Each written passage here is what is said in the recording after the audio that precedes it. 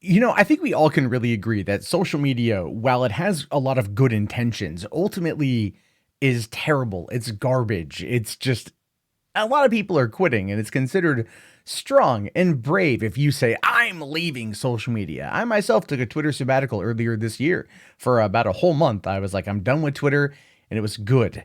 It was great. It was grand. It's a terrible website full of nothing but bad people.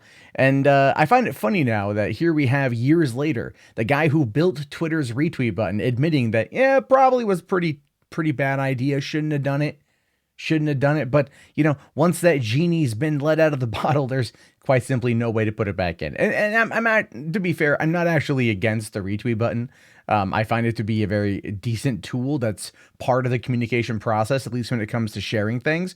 But you should never be able to retweet something without adding something to the conversation. I think I think that would be probably for the best. Now, it says here, the man behind Twitter's retweet button, which is pretty much the foundation of the whole site, now thinks he's screwed up big time, saying in an interview to BuzzFeed that he recalled thinking we might have just handed a 4-year-old a loaded weapon, which I think is a bit redundant or a bit hyperbolic. To say you handed a 4-year-old a loaded weapon because you gave him the ability to retweet what somebody else said. I mean, bit hyperbolic there, right? It's just that's what I think we actually did, says Chris Wetherell, the developer in question. Wetherell, who helped build the now defunct Google Reader platform before he joined Twitter in '09, told BuzzFeed at the time adding the function seemed like a simple way to streamline the process of spreading another tweet. Before the retweet button, users had to manually copy other people's tweets, which it was a thing back then, right? We had to add the RT feature ourselves, copy it in, hope it was within the 140 characters, and then add our little 2 cents on top of that. It was a pain in the butt back then to share somebody else's tweet, but it was the way the world was. It was the way Twitter was back in the day. And again, I don't have a problem with the retweet button.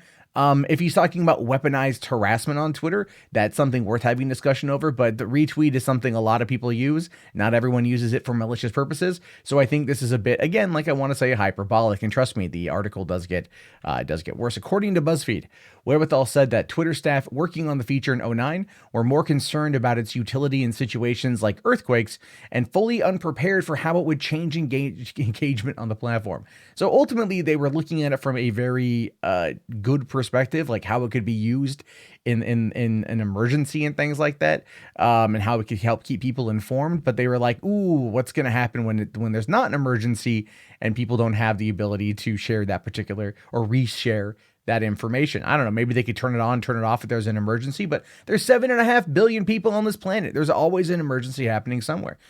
It says here, only 2 or 3 times did someone ask the broader and more interesting social question, which was, what is getting shared? That almost never came up. Yeah, but no one is ever going to ever ask that question because what is getting shared is kind of irrelevant to the conversation. It's not so much what is getting shared, it's the ability to share something. And acting in that particular fashion of like, now you're saying that it's a bad thing just seems to be relatively stupid. It does, in my opinion. Now, after the retweet button debuted, Wetherall was struck by how effectively it spread information. It did a lot of what it was designed to do. It had a force multiplier that other things didn't have. We would talk about earthquakes. We talked about these first response situations that were always a positive and showed where humanity was in its best light, which is fine in situations when you have a rallying cause to get behind. When there's peacetime, people get bored. And so they look for other things.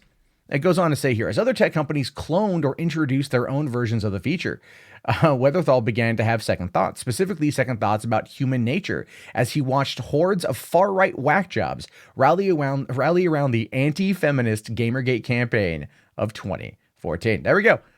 Right in there. Nothing to do with Gamergate, right? Retweeting was a thing done 5 years prior. Or at least that's when I started working on it was 5 years prior. And then Gamergate no, don't blame Gamergate for retweeting being a bad thing.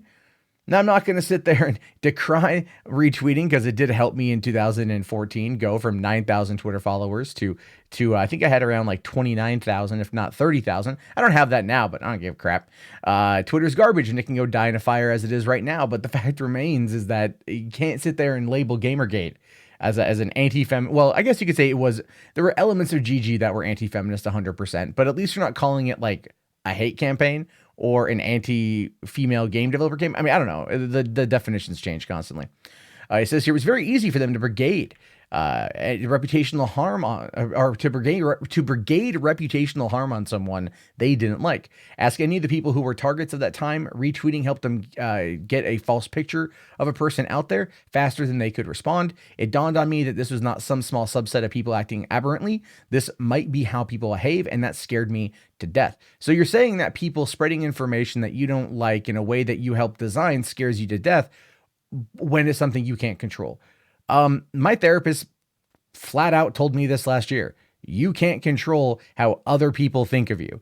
And in that moment, when you're getting brigaded on Twitter or getting constantly attacked on Twitter, you kind of have the option to not respond or to just simply release a statement. The problem that comes from that is the human problem of wanting to respond to everyone and try to paint a better picture. In that moment, it's never going to happen. And all these years later, it's never going to happen.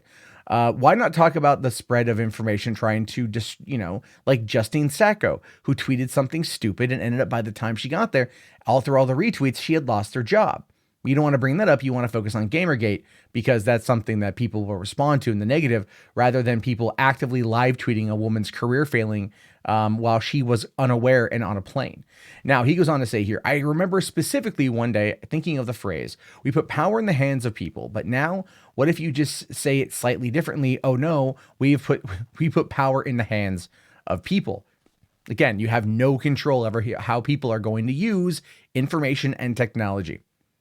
It's going to always be good with bad. The key is to be educated on what is real, what is fake, what is good, what is bad. But even that morality choice is one that's oftentimes skewed depending on who's holding it.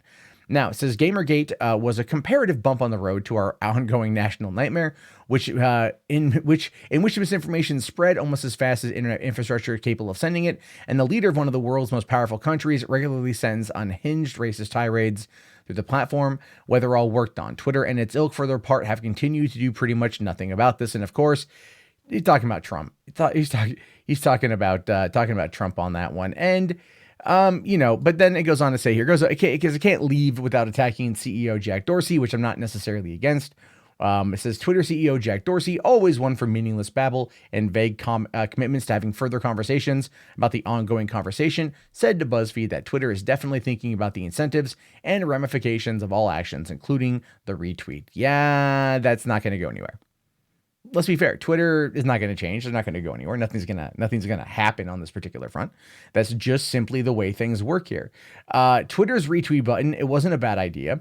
It has been maybe misused by bad people, but then again, any bit of technology is going to be used by good and bad people. The problem is that we just happen to give a lot of attention to bad people when we really shouldn't. They say the squeaky wheel gets the grease. That was one of the biggest complaints I have about Gamergate towards the latter part of 2014 was the fact that there was a lot of people that came in from third-party trolling campaigns that wanted to try to shift the narrative, and they did a lot to drum up nonsense and to kind of delineate where things were, and people went along with it because there were so many of them, and people tend to respond to mob mentality if it somewhat backs up their own narrative.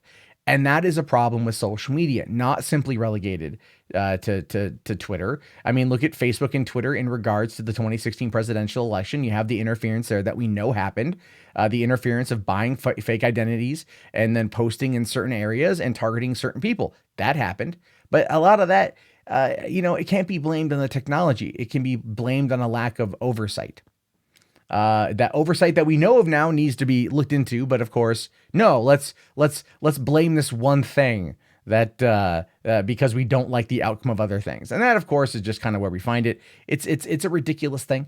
But there we go. Anyway, your thoughts on this? They should be fun. They should be funny. I look forward to reading them in the comment section. If you like me reading the news to you, which apparently is something I coined, I guess. I don't know. Be sure to leave a like, to hit subscribe, and to check back often for more content. Have yourself a great day, everybody. I'll see you in hell, and peace out.